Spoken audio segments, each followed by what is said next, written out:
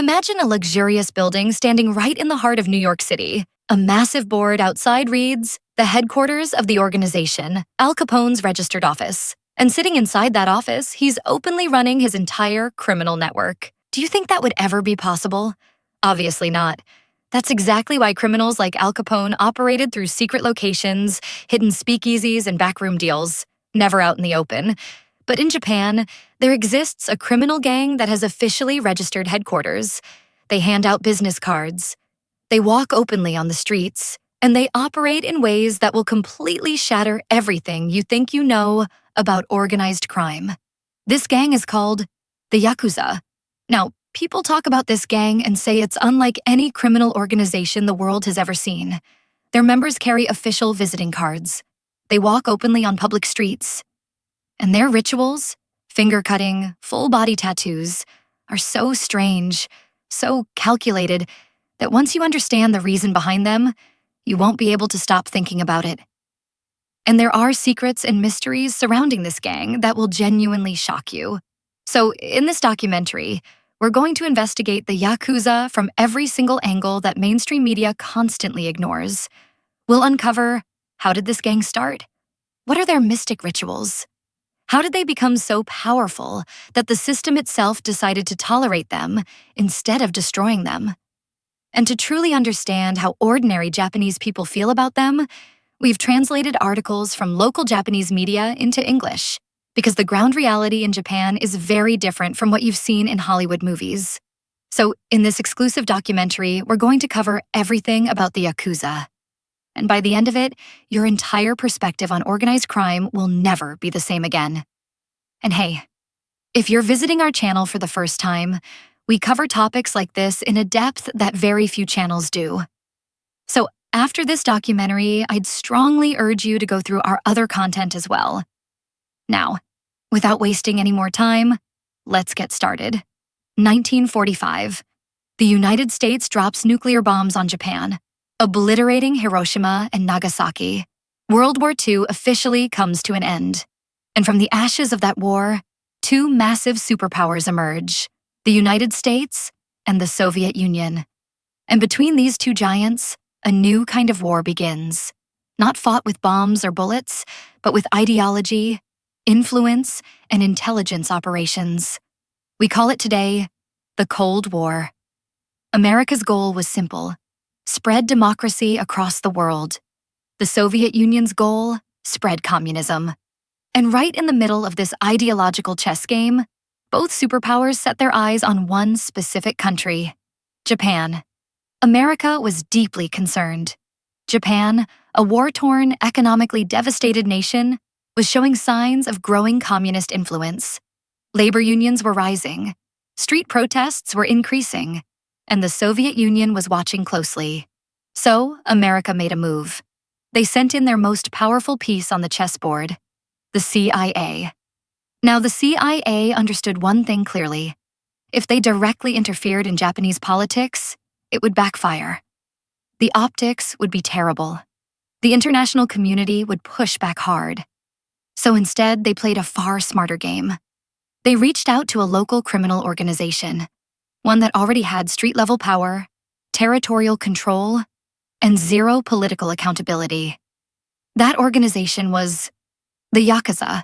But before we get into exactly what the CIA-Yakuza connection looked like, you first need to understand, what actually is the Yakuza, and why does everyone talk about them? 1600s. Japan's Edo Period. Japanese society at this time was extremely structured, almost like a rigid caste system. Think of it like this. In America's early history, society was divided by race, class, and land ownership. The wealthy landowners at the top, the working class in the middle, and at the very bottom, people who were considered outcasts, unwanted, invisible to the system. Japan had something very similar. At the top were the samurai warriors, then farmers, artisans, merchants. And beneath all of them, a group that existed but was given no official recognition, treated as social outcasts, the absolute lowest rung of society. And when a group of people are pushed that far down, They do what humans have always done throughout history. They build their own system. These outcasts started creating their own rules, their own economy, their own code. And from this underground ecosystem, two distinct groups emerged, called Takiya and Bakuto. The Takiya were essentially street vendors, setting up small stalls outside temples and festivals. But over time, they began controlling specific territories. The informal economy of those areas came under their influence, and slowly, their power grew.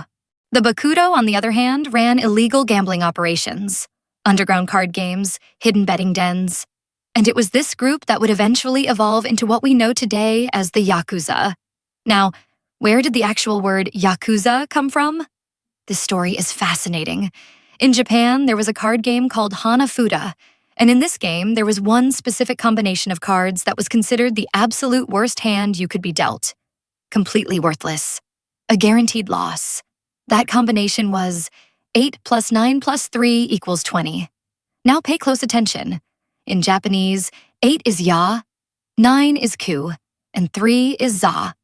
Put them together. Yakuza, Yakuza. This wasn't some cool, powerful name they chose for themselves. It was actually a label that society stamped on them, saying, "You are as worthless and useless as the worst hand in the game." And these outcasts, they took that label, and they wore it like a badge. Now here's where it gets even more interesting. The Bakuto, the illegal gambling group, was actually enabled by the government itself. Here's how it worked. Poor working-class people would gamble at these underground dens. They'd lose money. They'd fall into debt. And once they were in debt, they became economically dependent, which meant they needed government support to survive. And that dependency, it suited the authorities just fine. So instead of shutting down these gambling operations, the government quietly supported them. And this is where the Yakuza received their first taste of institutional protection. Over time, more and more of Japan's marginalized population joined this gang. And by 1960, at the absolute peak of Yakuza power, the organization had over 184,000 members. To put that in perspective, that's larger than the entire active-duty U.S. Marine Corps. Even Japan's prime minister at the time was allegedly connected to the Yakuza. And now, back to that CIA connection. Japan in the post-war era had massive labor unions hitting the streets, protesting in support of communism. Local Japanese police couldn't control them.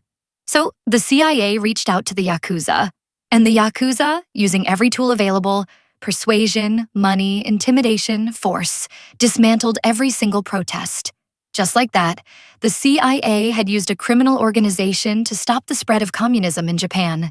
And this is the moment the Yakuza stepped from the shadows into history.